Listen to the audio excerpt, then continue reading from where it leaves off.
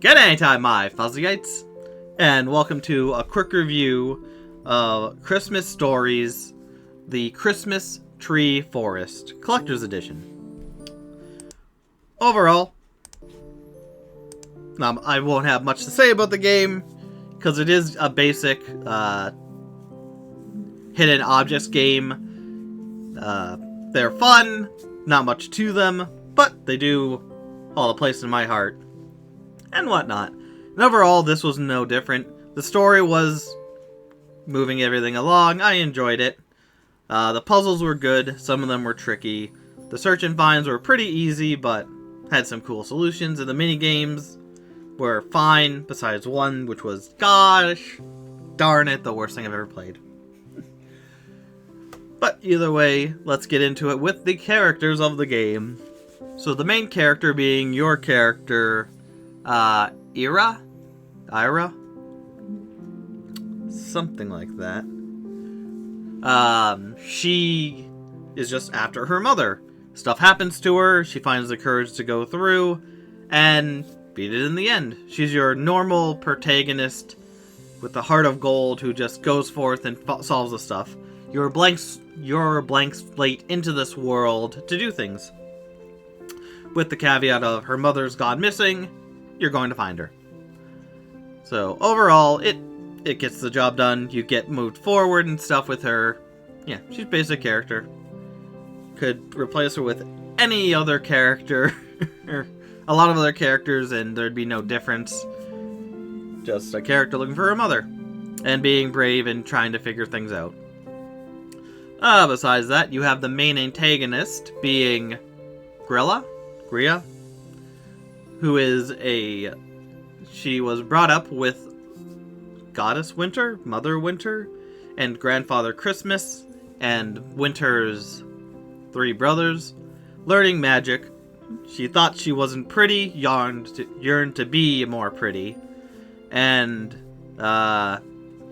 decided to take it out on the world and punish people who shouldn't have been punished and destroy Christmas and whatnot. As a villain, it's very bare bones to just get a basic story of, oh yeah, she's bad because she thinks she's ugly. But she's not really ugly, it's also what's inside that counts. And so she kind of disrupts stuff and helps out somewhat in the end as well.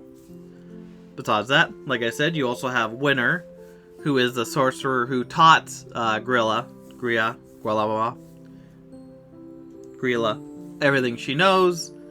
And she's kind of just powerful when she needs to be, has brothers, not much to say about her character and whatnot. You more help her to get her brothers back. She's like, oh yeah, it was you who was brave the whole time. That's what saved my brothers. And then, yeah, she's kind of just a helping hand, the basic helping hand with not much to her. And Santa and the brothers are no real different. Santa's just sad his heart was stolen. But he's good, sees the good in people, and wants people to do good and be good. So all in all, if you're looking for a high, deep, character-driven story, where the characters really get into bad issues, fight through them, and succeed and go on to greater things, this isn't it. It's more, hey, bad stuff's going on, I must go help. The good person's good, they'll help me. The bad person's bad, we'll help them.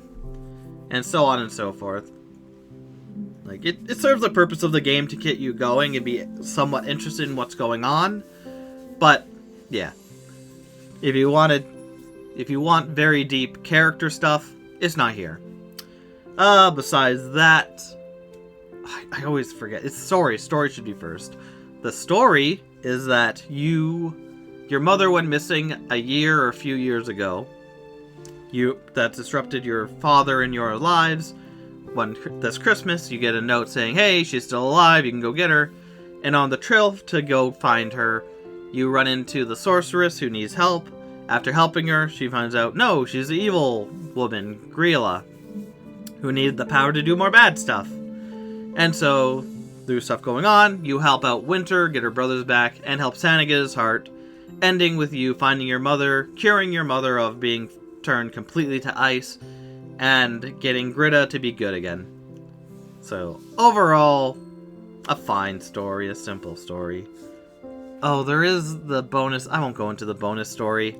It's just shorter, but the same thing. Bad person's bad. You must find out why they're bad. Help them out to be good.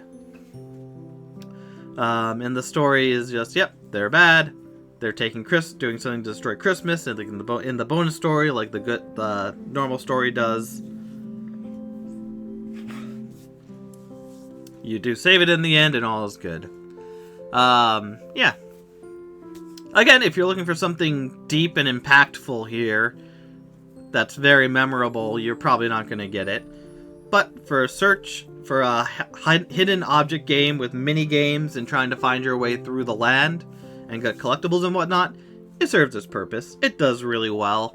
I enjoy these types of games for trying to figure out the puzzles and whatnot, see what things go together. Not too difficult, but not too hard either, or not too easy either.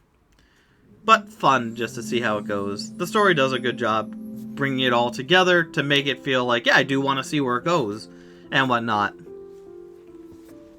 But leading off to that, with the settings, and this is where these games really thrive, because the settings are just a lot of neat things in the background, from toys to different weird decorated houses to the people to just everything. It is just really weird but very beautiful, and I like it like that.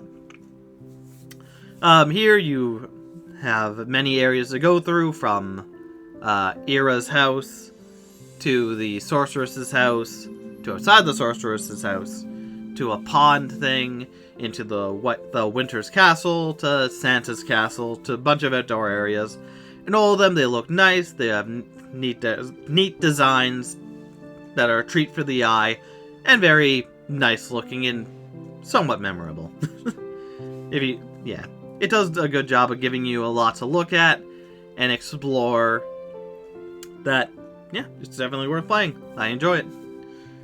And that's the main thing of these games, is just seeing the interesting designs and you putting things back into the world to open things up, or complete dioramas, like I said, or just put a thing into the wall to complete the picture to open a thing up. And overall, it's very nice and well done. Looks beautiful. Very beautiful. And then going on to the game mechanics, this is your classic, some of these hidden object games, where you go around, you find pieces of stuff, like you'll find a snowflake pin. Later on, you'll find a box with an outline for a snowflake pin. You put it in, it opens up, and you get an item or two from it. Or sometimes 3. And you kind of go like that, just moving from place to place, getting objects, looking at things, unlocking things to go further, then backtracking to put things in other things. The main gameplay, that is the main gameplay of the game, but the other main gameplay being the hidden object portion, where you'll get a screen with a bunch of things just plastered all over, and you'll get a list of things to collect, like a snowman, snowflake, Santa, bells, ornaments, etc., etc. Most of them will be in yellow, which is just on the screen, nothing blocking it. Some of them are pink, which means you have to move things over in order to get the item, because it's hidden somewhere. And it works pretty well. I enjoyed this gameplay. Nothing too difficult. Besides some things just being hidden under things that you just have to click around and hope you get it right, which isn't my favorite.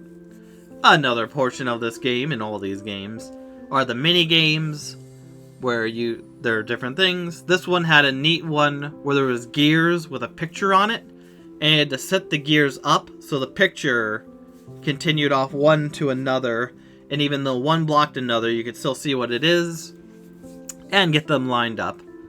Another one was lights. You had to get all the colored lights to connect together in a grid, and when you got them all right, they all fit perfectly all together. And it was nice. Very nice.